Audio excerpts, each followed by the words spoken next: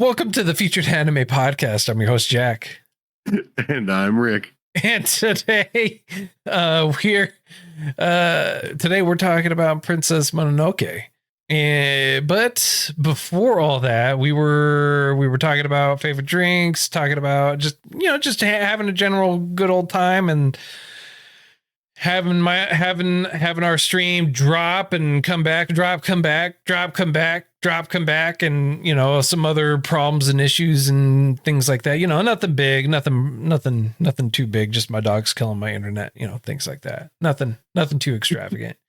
But if you wanna catch a part of that wider conversation, you can go to patreon.com/featured anime podcast. $1 a month will get you access to that bonus content, or you can always join us live when we're streaming. Usually we are streaming live on twitch.tv/featured anime podcast. And if you want to help support us through other means, we do have some affiliate links for you in the show notes that we always have there for you. Or you can go to shop.featuredanimepodcast.com and purchase yourself some swanky swag there. It is very much appreciated if you choose to do that. We also do have a donation link on our Twitch channel where you can click on and donate to us.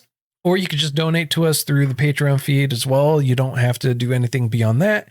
And of course, you can also feel free to leave us a review or comments. We will read it, as we actually did before the first stream died today, talking about some of the feedback that we got from Miku on a couple of the most recent episodes that we've done. And now on to the me and Brotatoes. Princess Mononoke came out in July 1997. Producer for it is Nippon Television and Dentsu. The studio for it is Studio Ghibli. And the movie ran for 2 hours, 15 minutes, just over 2 hours. It is a Miyazaki film in and of itself too. So if you are wondering if this is a Miyazaki Studio Ghibli movie, it is. Ugh. Now, initial gut reaction real quick from you, Rick. As expected. Straight up wonderful. Okay, good. I can keep going, but I figure we'll have a little bit more time to say it. Oh yeah. But my initial gut reaction was this is a Ghibli. It's what I expect from Ghibli. True. So what I've come to expect. Excellence. In almost every aspect. Exactly. So it starts off kind of relatively in a small little village when a demon boar, I guess you could call it, attacks this village. And so the prince of this village, or at least they say he's the prince of the village, Ashitaka, he basically puts his life on the line to try and protect and save the village from this demon boar that is attacking and destroying everything in its wake. And he ends up getting cursed on his arm from the beast. Now, it grants him basically insane strength, but at the cost of siphoning his life away. And also kind of puts an anger curse on him at the same time. So the curse has a mind of its own of wanting to destroy or kill humans at the exact same time. Since that is the primary source or anger from the demons. And so what he does is, as a result of this, he's banished from the village and he travels westward to try and find a cure. I don't know. Well, let me rephrase it. It's not that he's banished. He travels west. I'm assuming he's banished. He's traveling west to try and find a cure for it. And then he runs across this town of Iron, or Iron Town. And then as a result of him being at the town, he's kind of embroiled in a conflict between the forest and the spirits of the forest and the forest gods, so to speak, as well as with the people who are trying to destroy the forest and mine the mountain for iron. Now, my while I don't disagree with that idea, you probably basically read it from the thing. Was it the fact that they were taking it from the mountain that pissed everybody off, or the fact that they destroyed the forest? Well, I said that they were destroying the forest to get to the iron. So it's not that they're mad that they're taking the iron. They're mad that the forest is being destroyed. Okay. I was just trying to, I guess, trying to not listen like always. What year did I say this came out again? You've openly admitted it several times that you do not listen to me. So, well, no, I try to. I take in what you say. It gestates and then it populates. It's like if you consume food, the nutrients eventually come forward. Right. Now you were correct in saying that the hatred that the beast, that the boar, if you will, boar god, was it a boar god, or it's not one of the boar gods, or he wasn't a boar god, but he was one of the boar's warriors or something like that. Okay, the white one was the god, right? Yes. Okay, that's where it confused me then, because I thought it was a boar god. And the white one had to like take over the position again, kind of thing, because the old one was blind and sick and. Well, maybe. Maybe that could have been it. That could have been. I mean, like, I'm not saying that wasn't it. I'm just saying like that was my own interpretation of it. Okay. Well, when he was cursed and he touched the curse, now was it? Do you think it was intentional, or was it just his natural ability that whenever he used a bow and arrow in his own like stone weapons, I think is what they called them, he'd basically decapitate and mutilate anything and everything the bow touched? My question was, is it his own power or is it the curse power? Because he's fighting against humans. And I noticed whenever he's fighting against humans, he gets a massive power boost. It's the power of the demon. But specifically against human or just overall? I'm going to say specifically overall. And the reason why I say overall is because, so do you remember the scene when Princess Monaco goes and he basically knocks her out and he carries her out?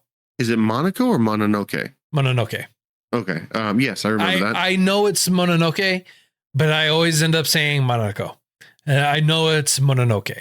All right, I do. I was just saying, you confused me for a second. Yeah. So when he knocked out Princess Mononoke and was carrying her out, he's able to push open the gate that supposedly takes 10 men to be able to open. 10 men to lift this gate, and I am injured severely and poisoned and dying, and I will push this open. So that's why I say back on accident. Right. Okay, that makes sense. So that's why I'm saying that. However, like Ghibli is usually really, really good about a lot of the stuff that they do, right? They do very, very well with their artwork and the realism having to do with it and the overall message that they usually try to put out. However, I gotta say, the one thing where I kind of looked at it and was like shenanigans right off the bat was when he was writing when Ashitaka, when he was writing and he sees like basically a merchant being attacked by some bandits. Like, and he's holding the bow with his right arm. He's drawing the string with his left, right? His right arm gets a massive power boost, has nothing to do with the power of the arrow. I can see where you'd come up with that. And I kind of agree with you on that particular point, but is it possible that he was just pulling no, I can't even follow through with my thought because I can't agree with it. I was going to be like, well, maybe he just pulls the bow back even farther. And when he fires it off, it's good to go. But I mean, he's decapitating people. He's anything this bow essentially fires whenever it's his own homemade stone arrows. the dude lost both arms Yeah, he did. into a tree, like, and they were cut clean, like with a knife. Hardcore. So I'm gonna have to say, and I don't know if this agrees with you or not, because it's a bit convoluted. I think he gets a massive attack boost on whatever he's using, attack specifically boost. That makes no sense. This when isn't a human. game. It's not like he gets like, oh, power boost, arrow No, but he's damage plus carrying- 5,000. He's carrying hatred for human It doesn't matter. from That has no bearing from on an the bow. almost mythical being. Has no bearing on the wooden bow. I'm gonna None guess whatsoever. that the attack transfers to the connection, and that's why it seems so much more damaging, if you will. Because remember, You know, when he faces why not? the woman, Why not? that's, Sure. yeah, I was gonna say that's the best I got for it. But if you remember, whenever he finds somebody who, like a human, who he's like, this person is bad, his arm goes crazy. Well, yeah, but it tried to pull out the sword. It's not like it did a Kamehameha and shot out an energy blast on its own. I'm He not was gonna lie, just- that'd have been kind of cool. He's just like, oh, my arm is angry, and I use my own strength to restrain my arm with my left. You say that, but the definition in that muscle, in that arm, when he was pulling back that string, he got all muscly for a hot second. Yeah, but same thing with his right arm when it was, tweaking out like no tomorrow. Yeah, Same thing. So who knows? Maybe he learns how to control it to later on. But the more he uses the power, the more it corrupts him. So it's one of those corrupting powers. With great strength becomes great, or with great strength comes great responsibility. sacrifice. Great strength, Nah, great yeah. responsibility. I know you were I'm not going going that way. there. I was know you thinking were it, but I going wasn't there. about It's to say okay. it. Look, Uncle Ben, it's all right. Community guideline strike. That's all I gotta say. Uncle Ben, it's okay. We Uh-huh. know what you were gonna do. We know Well, what you we're were Uncle doing. Rick here. Uncle Rick. All right. Or Aunt May. Yeah, it's okay. It's all right. So I don't think she said that. she did. No, she did say that, the newest one. She did. That she did. So as usual, predominantly usual. Honestly, though, the story with every Miyazaki film, that especially when it's an original, and this was an original, they always have a very strong lean or connection with anti-war, anti-fighting in general, environmentalist. When you start desecrating the land, it starts fighting back in a very, thing or whatever. And spirits, it's always usually a very predominant theme for his movies. I like the fact that he doesn't blame anybody. I mean, Like it's not a. He's blaming humans in this one, so you can't really say he doesn't blame anybody. He's blaming humans for being. Is he though? Yeah, it's like is he if the blaming humans, or is he blaming greed? I mean, humans is specifically. Greed is predominantly a human trait. No, I agree with that. I agree with that. But here they're like, oh, the emperor wants immortality, so I have to take the head, which is really important here. And then, oh, we need more iron to fight so that we can get more resources. It's all about greed rather than a particular tribe of people that are singled out as being bad. Yeah. It's humans are bad, greedy creatures. They don't care about the land. They don't care what happens to the land. They don't care about what happens to the forest spirits or anything like that. They just care about themselves. Okay, I can see where you're going for with that then. Yeah, okay. So I retract my last statement. He actually is blaming somebody here. Well, but it's a good it's a good story, right? In general, that it's like if you take care of the land, you have this beautiful, lush, green, vibrant area that's full of life, full of wonder, and you have all these wonderful, moments to go along with it. And then where you don't have it, it just looks very desolate, very dank, just disastrous even. It's not very inviting. It's not very pleasing to the eye. It's just kind of dirty. And I say this because when you look at the city and you look at the town where the Iron Town, where they're at, you look at it and you're like, man, that certainly doesn't look as good as the forest, where it's like green and lush and vibrant, full of life and calming and inviting. And for there, it's just like, we have walls. We will murder you if you try to invade type of feeling, Yeah. Yeah. And then, so I was a little bit conflicted, to be perfectly honest, about who the actual bad person was, because you can't, just like in life, you can't have 100% bad person be in charge. I mean, you could, but they wouldn't be there very long, and they wouldn't be able to amass a following. Whereas this particular leader would go around and rescue people, essentially, and that's the way that she was seen. She was seen as a good person who rescues lepers, gives them purpose. She rescues other people. You say that. You say that. So I agree with what you say on the part of her not being really a bad person, and she goes around amassing, right? And I believe she believes that to her core, right? To a certain degree, she believes that. However, you can be bad and amass a giant following and not have great intentions. Yeah. My mind goes to the not a good place in our own history. Exactly. But yeah. Exactly. Yeah. Okay. I'm sure for them, yeah, it was a very good. They were great intentions for them. Yeah. For the rest of the world and for the population and for the population that they almost completely annihilated. Not so much. So, I mean, like, okay. You've proven your point. In a Miyazaki film, I don't think. There you go. Let's go with that. In a Miyazaki film. In a Ghibli film, not so much. You don't have to worry about that. Real life sucks most of the time when it comes to that. So, but honestly, I mean, like, that's one of the things about this, right? That's one of the things about this movie is there's a lot. The story is very intricate with it being an original and not having anything necessarily kind of fall back on.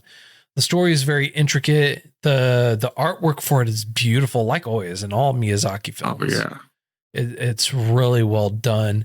And then the overarching story for it and the lessons that are in it are always very well done. They're always positive, and it's not positive in the sense that, oh, this is like a very overwhelming positive experience, but it's a timeless experience, and it's impactful.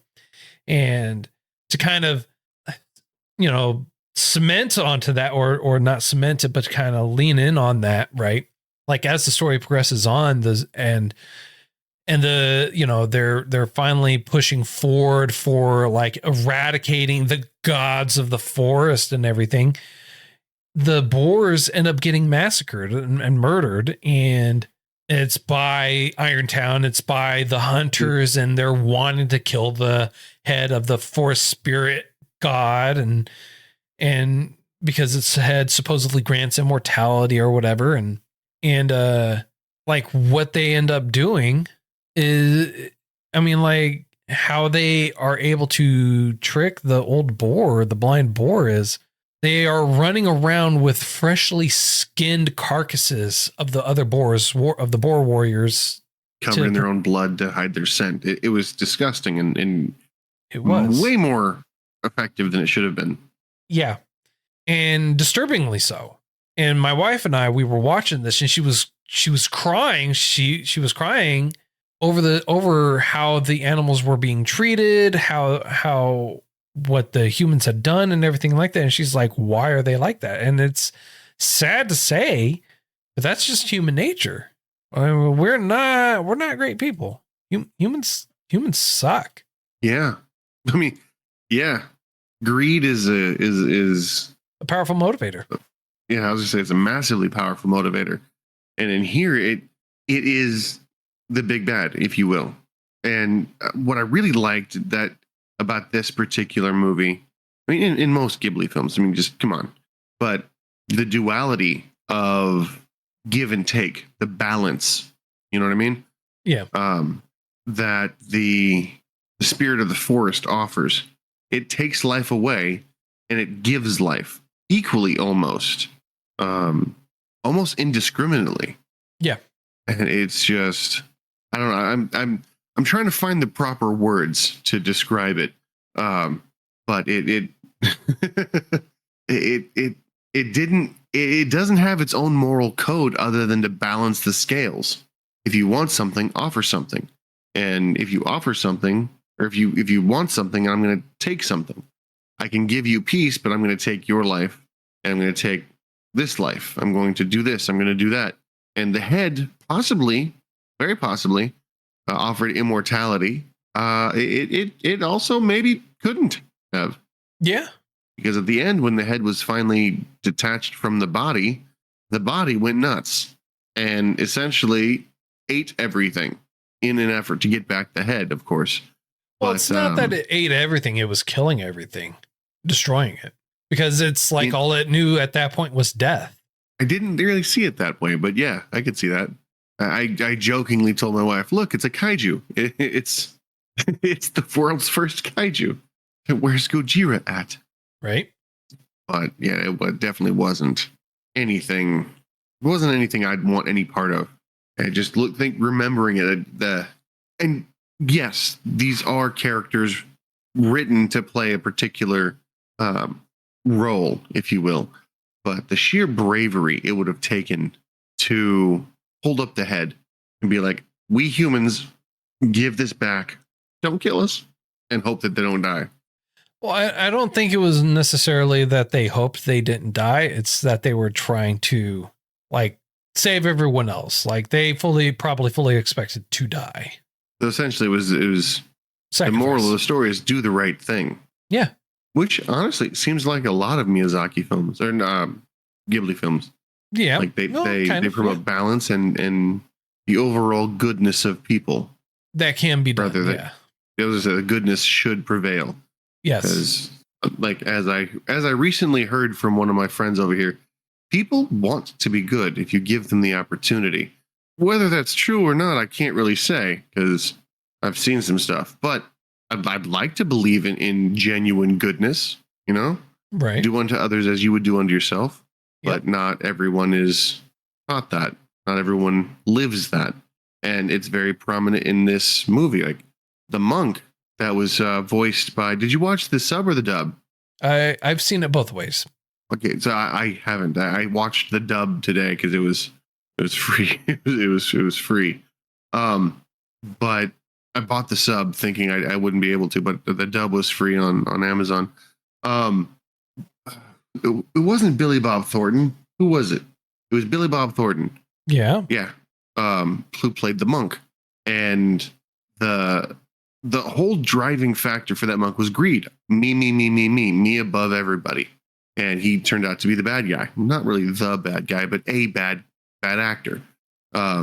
Focusing on what I can gain out of life. Yeah. And in the end, he failed, which I found to be a very beautiful message in here. Like the the old adage of, you know, the evil never prosper. Or it's gimme never gets. Hmm? Or gimme never gets. Yeah, give. Oh, that's a good one. I've never heard that. That's a good one. Gimme never gets. Yeah, I grew up with that. It's like gimme never gets. It's like, oh, well, that's true. 100%. Huh. It's the little things we learn as we grow up that kind of stick with us, huh? Yeah, I've never heard that before. Gimme never gets. As you were saying. Yeah, sorry. No, I'm that's so. That is so like straight to the point and right on. It's profound to the point. Like it's something I need to lock in my brain for later because that's. You're welcome for that. Dang, by the way. Life lessons. Life lessons as witnessed by Goose, right? Not CJ. Yeah. So what ends up happening is he ends up losing it all, and the princess and. Is he still a prince? I don't think he's a prince. He gave that up, right? I believe so. The main character. Yeah. Yeah. He He gave up being a prince. They are willing to sacrifice everything for the betterment of everybody, and their reward. I don't know if it was eternal life. We won't ever really know that, because is there a second one? I don't think there's a second one. I didn't look it up. So no, this is it. Just this. No sequel. Standalone movie. Basically, okay, basically, I mean, like, in how it ends is kind of ambiguous, but at the same time, it's like they both kind of go their own way. He's going on to spoiler. He goes on to Irontown, and he's like, I'm going to help them build a better Irontown, build a better town, basically impart his ideologies and thought processes onto them, is what I'm assuming is going to end up happening. And then you have Son, who's going to go back or not go back, but live in the forest and help the forest creatures thrive and grow and tend to them and take care of them. And I mean, like, I think that they're made for each other. They are, in the sense of one was raised by the wilderness and one was raised by people. And I think that the harmony that they are able to bring together is the point of the story. I think that is the true, I don't know the right word. It's not the true purpose, but it's the true union that everyone was looking for. Yeah, I understand that completely, where it's the true union of them and they want to kind of, basically, honestly, I don't have too much more I could really say on that. I really don't. Like, the anime was just beautifully done. They rounded it off nicely. Yeah, it was a very round, purposeful movie. It was wonderfully done. Highly recommended. Fantastic beginning. It gets you, sticks with you, and it's beautiful. Personally, yeah. Oh yeah. It lets you know that there's a real danger, and it lets you know who the potential good guys are. Lets you know who the potential bad guys are. But even so, in the beginning, when they're fighting this demon thing that is just anything it passes on is death and blood and right and just nastiness. Yes. Even when it dies. Yes. The wise woman walks up and says, we humbly hope that you can pass on with dignity and respect, and we will give you every burial right you deserve. But that doesn't matter to the demon. And, again, it just progresses forward all the way through that the animals don't necessarily care about the humans in any fashion at all.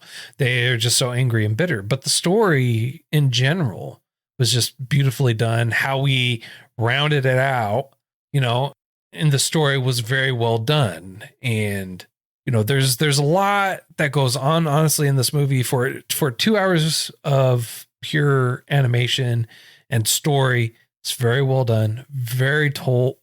It's a very well articulated story, beautifully animated. The music, when it needs to be there, is beautifully done. Honestly, there's so much more that we could talk about.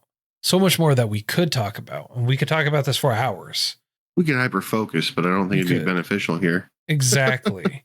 And honestly, I feel like this is, if you haven't seen this one, you should go back and watch it yourself. It is that good of a movie. The animation definitely stands. Yeah, the animation's 100% stands. The moral of it is solid. You can't go wrong with it. And it's like all the other Miyazaki films, it's a timeless movie. It's a timeless story. Yeah, the man doesn't miss. I don't get it. Yep. So I don't get it. When he attaches his name, I already know what to expect. So Yep. So on a scale of up to 10, sir, how would you rate this? I don't want to give it a 10. I genuinely don't. But I can't find anything I disliked about it.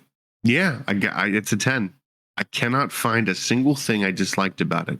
Maybe you could say something and change my mind, but it's okay. Yeah, no, 10. Okay. I don't think he could have done any better with the story he had. I think it was executed really, really well. The animation style and quality are above average all the way through.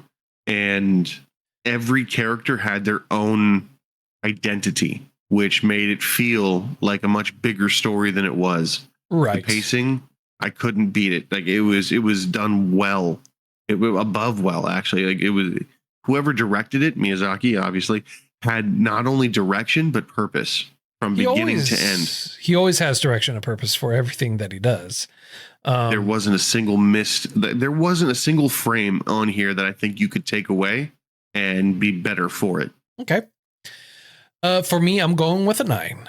The reason why I'm going with a 9 is because I felt like the ending was just left to be desired, right? And the overall character development, especially when it came to our main female baddie, she spent her whole time, I'm going around, I'm trying to save him, or I only care about these, I only care about the women, I only care about these or this or that or anything like that. And then it comes right down to it. She's like, yeah, whatever. Kind of, I don't really care about them. And then she's remorseful about what she did. And she's like, well, I actually do care about you. So I felt like that wishy-washy, like, personality where she's like committed, but not really committed. She cares, but she doesn't really care. I felt left to be desired for me personally. Do you mind if I kind of try to defend that a little bit? You could, but you're not going to change my mind. That's okay.